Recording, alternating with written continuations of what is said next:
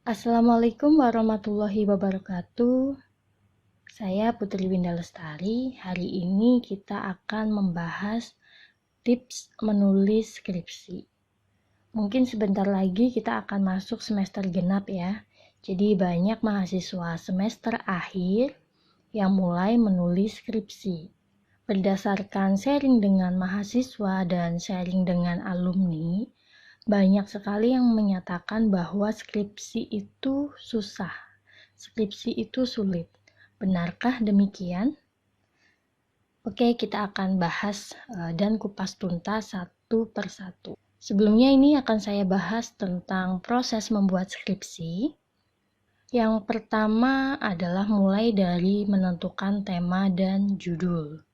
Kemudian ketika sudah ada tema dan judul, kita lanjut ke membuat proposal.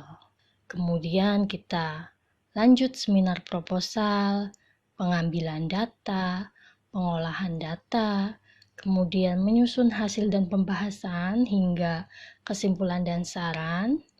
Kemudian jika ini oke, kita lanjut seminar hasil dan sidang akhir. Mungkin ada beberapa kampus yang berbeda ya, ada yang langsung sidang akhir, ada yang seminar hasil dulu. Kemudian barulah kita selesai skripsi dan wisuda. Ini adalah gambaran versi jalan tol atau gambaran versi lancarnya. Tetapi dalam proses membuatnya tentu banyak sekali revisi yang diberikan oleh dosen pembimbing. Ketika menentukan topik atau tema kadang direvisi, ketika buat proposal juga direvisi juga. Di sini ada revisi, mau seminar proposal revisi, setelah juga ada revisi. Ketika menyusun juga ada revisi, kemudian lanjut seminar hasil, revisi lagi. Sidang akhir, revisi lagi. Jadi revisi itu bisa berkali-kali. Berdasarkan pengalaman saya membimbing skripsi, sebenarnya banyak mahasiswa yang melakukan revisi berkali-kali dan itu sebenarnya hanya revisi minor yang kita bisa antisipasi jika kita tahu tips menulis skripsi. Jadi, skripsi mudah itu bukan hal yang mustahil asal kita tahu kiat-kiatnya. Ini adalah komponen skripsi. Berbeda kampus, bisa saja komponennya mungkin ada yang terdiri dari 5 bab, ada yang terdiri dari 6 bab, tapi kurang lebih isinya adalah seputar ini. Mulai dari latar belakang, kemudian ada rumusan masalah, ada tujuan penelitian, manfaat penelitian, ruang lingkup, kemudian ada juga skripsi yang meminta orisinalitas penelitian, jadi dinyatakan dalam tabel penelitian sebelumnya variabelnya apa, tempatnya di mana, hasilnya bagaimana dibandingkan dengan penelitian kita. Ada juga yang ini tidak dicantumkan. Kemudian ada tinjauan pustaka, biasanya ini bab 2 ya. Kemudian ada kerangka teori, kerangka konsep. Nah, ini kadang yang berbeda. Mungkin ada kampus 1 kerangka teori masuk tinjauan pustaka, tapi kampus lain masuk ke bab tersendiri. Tapi kurang lebih komponennya sebenarnya sama. Ada kerangka teori, ada kerangka konsep. Kemudian ada metodologi penelitian, nanti isinya banyak sekali di Medlit poin-poinnya. Kemudian ada hasil, pembahasan, kesimpulan dan saran, hingga daftar pustaka. Nah, nanti juga sebenarnya ada halaman cover, halaman pengesahan, kemudian ada lampiran. Tips yang pertama yang bisa saya berikan adalah setiap kampus itu memiliki pedoman penulisan skripsi masing-masing. Bahkan di satu kampus berbeda fakultas, pedomannya bisa saja berbeda. Berbeda prodi, pedomannya bisa saja berbeda.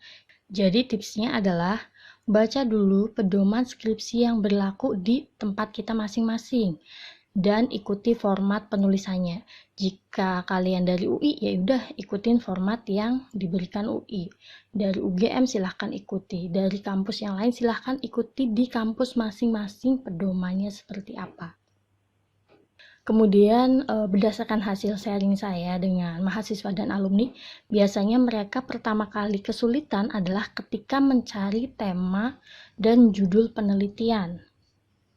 Ketika sudah mengambil KRS, mengambil mata kuliah skripsi, biasanya mahasiswa mulai bingung. Nanti saya mau mengambil judul apa ya? Kemudian ambil dari internet, browsing sana-sini, asal ambil judul dan tidak maksimal hasilnya. Jadi ini adalah tips yang kedua. Semua penelitian sebenarnya tujuannya adalah untuk membantu memecahkan masalah yang ada di masyarakat. Kenapa saya bisa mengatakan seperti ini? Biasanya untuk penelitian ataupun skripsi itu pasti diawali dengan latar belakang masalah. Di latar belakang akan diungkapkan masalah-masalah apa saja yang ada di masyarakat sesuai dengan bidang kita masing-masing. Kemudian nanti akan diakhiri dengan saran atau rekomendasi. Jadi dari masalah yang timbul itu apa sih yang bisa kita lakukan? Apa sih saran yang bisa memperbaiki kondisi tersebut. Jadi semua penelitian itu fokusnya adalah membantu memecahkan masalah di masyarakat. Oleh karena itu, jika teman-teman mahasiswa bingung mau mengambil tema dan judul apa, yang harus kita lakukan adalah membaca penelitian sebelumnya. Bisa membaca penelitian atau skripsi kakak kelas, bisa membaca artikel dari jurnal di internet. Untuk mencari jurnal gratis, nanti akan saya taruh linknya di bawah ya. Nah, setelah kita baca, kita nanti bisa melihat gap atau kesenjangan yang ada. Nah, itu bisa kita ambil untuk membuat judul. Misalnya mungkin penelitian sebelumnya menyatakan bahwa kekurangan penelitian ini adalah metodenya yang belum maksimal. Berarti kita bisa memakai metode yang lebih baik lagi untuk penelitian yang serupa. Atau misalnya kita juga bisa menambah variabel yang baru. Kemudian yang kedua yang bisa kita lakukan untuk membuat tema dan judul, kita bisa melihat permasalahan yang ada di sekeliling kita. Dan itu nanti kita sesuaikan dengan bidang kita. Misalnya kita dari prodi mana, dari fakultas mana, bisa kita sesuaikan. Mungkin saya akan kasih contoh seperti ini. Saat ini kan hampir lebih banyak orang bekerja dari rumah. Nah, kemudian kita lihat biasanya kalau bekerja dari rumah, kendala atau masalah yang dialami itu apa aja sih? Misalnya banyak yang mengeluhkan tentang alat kerja. Mungkin kalau di kantor kita sudah ada meja dan kursi yang ergonomis, tapi kalau di rumah kan seadanya. Nah, itu mungkin bisa kita angkat. Bagaimana supaya kita di rumah tapi tetap bekerja dengan ergonomis. Ukurannya itu seperti apa? Itu bisa kita angkat di situ. Kemudian ketika bekerja dari rumah kan kita bangun tidur, mandi, langsung bisa kerja.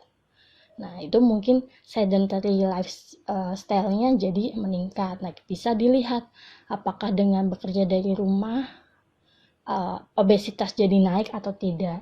Atau mungkin dengan kelas atau bekerja online banyak yang terpapar gadget. Nah, kemudian mungkin bisa dilihat dari kesehatan matanya. Jadi sebenarnya banyak hal yang bisa kita lihat permasalahan yang ada di sekeliling kita untuk dijadikan judul penelitian. Kemudian setelah menentukan tema dan judul kita sudah dapat, kita biasanya mulai menulis pendahuluan. Ini biasanya isinya, dan saya tekankan lagi, setiap kampus punya pedoman masing-masing. Mungkin poinnya ada tambahan atau ada yang dikurangi, jadi pastikan ikutin pedoman kalian terlebih dahulu. Oke, saya kupas dari latar belakang. Di latar belakang itu harus dijelaskan kenapa sih kalian meneliti ini, kenapa tempatnya di sini. Yang harus kalian kemukakan adalah gap atau kesenjangannya. Kemudian kalian harus bisa membuktikan dengan data yang kredibel. Jadi carilah data dari sumber yang resmi. Misalnya dari website pemerintah atau dari Badan Pusat Statistik.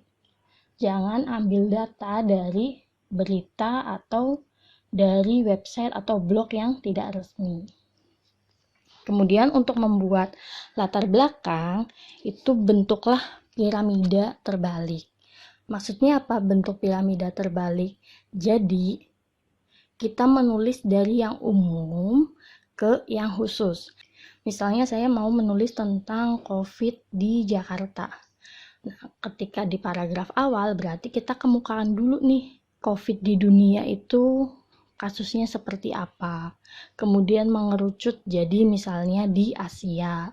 Kemudian mengerucut lagi di Indonesia. Kemudian mengerucut lagi di Jakarta.